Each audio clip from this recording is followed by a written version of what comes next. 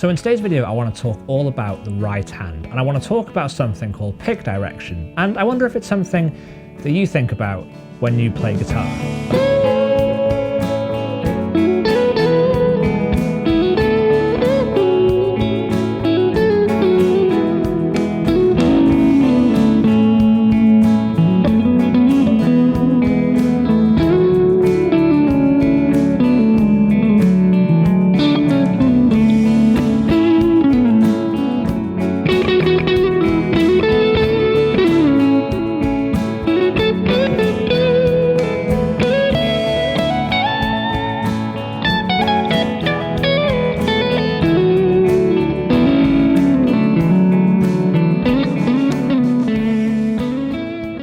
So I have my first remote session of the year today, something that I'm really looking forward to, and I will be doing a video next week about my whole setup here for kind of home recording and doing remote session work. So if that's something that you're interested in, make sure to hit subscribe and ring the bell so you get notified next week of when that video goes live. But I thought it would be a good opportunity to talk about this whole topic of pick direction because it's something that I've been thinking about a lot recently. So the brief for this session was to add some Mayerish guitar, lead guitar specifically, to this track, and I guess Mayerish is now an adjective synonymous with the guitar, and it's weird how I knew exactly what the artist meant.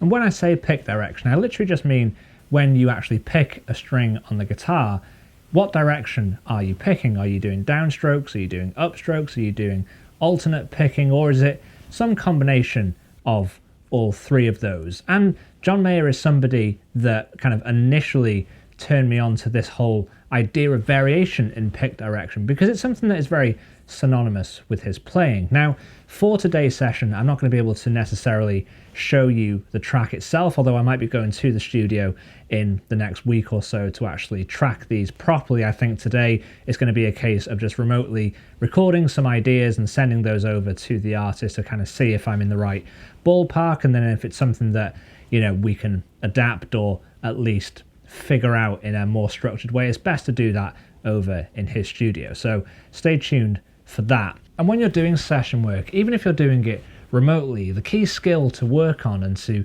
kind of have up your sleeve is the ability to give the artist or the producer, the client, as many options and variations as possible. And something as, you know, rudimentary as pick direction can definitely make a big difference. There's a massive difference in tone from a downstroke to an upstroke, for example. And yes, we can tweak the amps or we can use pedals to change the tonality, but not every client, not every musician, not every producer is going to be a guitar player. They might not necessarily know about music theory, they might not know the notes that they want you to play, but they'll probably have a good ear, and once they hear the right part, they'll be able to tell you, but you need to kind of help them get there. So you might want to have simple phrases, and it might be a case of just changing an inflection or changing the way you play it, and just changing your pick direction might be enough, as subtle as it might sound, to actually convince them that it's the right part. So let's talk a little bit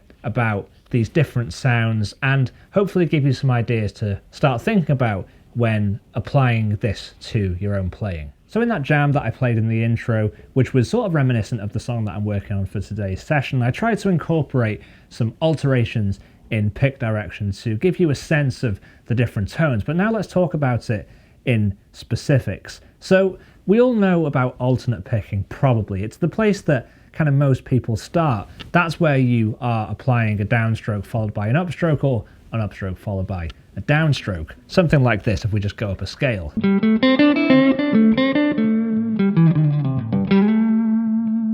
Something like that, which is good, it's rhythmic, it's consistent, and it certainly has a lot of economy.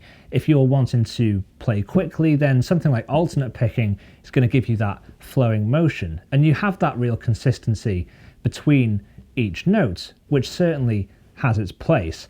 But it's not the only way to pick, but sometimes it's the way that it's taught, and it's the way that people think that they should approach picking with their right hand. But now let's talk about upstrokes. This is something that John Mayer does all of the time, and sometimes it's something that he'll use to make his guitar playing sound more vocal-like. If you listen to songs like Gravity, or if he's starting to build a solo up dynamically, then he'll often start with upstrokes because the actual attack of an upstroke with your right hand is a lot mellower and a bit softer than a downstroke. So if you're wanting to build a solo up dynamically, you don't want to start too aggressively. You kind of want to start mellow and work up from there. So if we play some upstrokes, it's this kind of idea.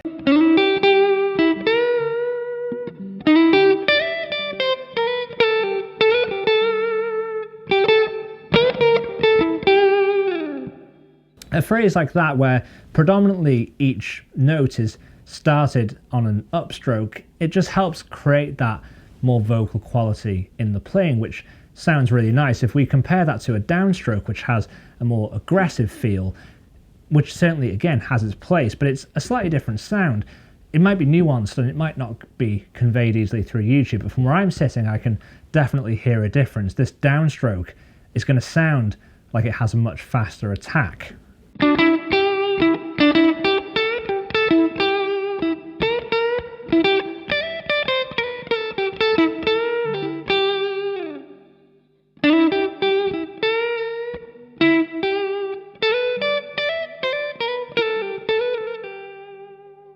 From where I'm sitting, that is definitely a difference.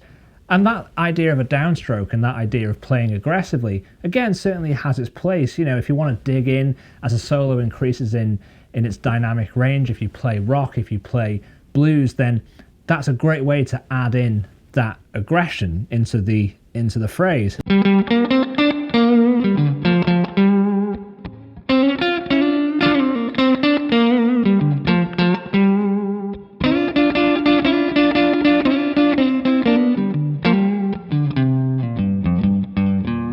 You know, an upstroke isn't necessarily going to give that level of aggression, and that's where a downstroke can be really, really effective. And the final thing to mention about pick direction isn't about the tonal variation that different pick directions will give you. It's often the rhythmic quality as well. Having a phrase played alternately is going to be very rhythmic, it's going to be very even, but playing the same phrase just using predominantly upstrokes is going to give that phrase a different time feel, a different rhythm feel. It's going to be a bit more staccato, it's going to be a bit more stabby, and that might be something that is really pleasing and takes your guitar playing in a different direction. Playing your phrases with different elements of pick direction is a great way to get out of a rut. If you're playing the same phrases over and over again, just adapting how you play them might give them new life. It might give you a completely fresh perspective on your own playing. But I just wonder how much people are aware of this in their playing. You know, people worry so much about the left hand and about hitting the right notes and about sort of getting the phrase right. But I think people sometimes miss out the fact that the left hand is an important component in that whole equation, at least for me. And I think it's from being a session guitarist and doing sessions that this has become slightly more prevalent for me, because I do just want to be able to adapt what I play, especially if you're doing sessions in studios. Maybe you're playing through gear that isn't the gear you're familiar with.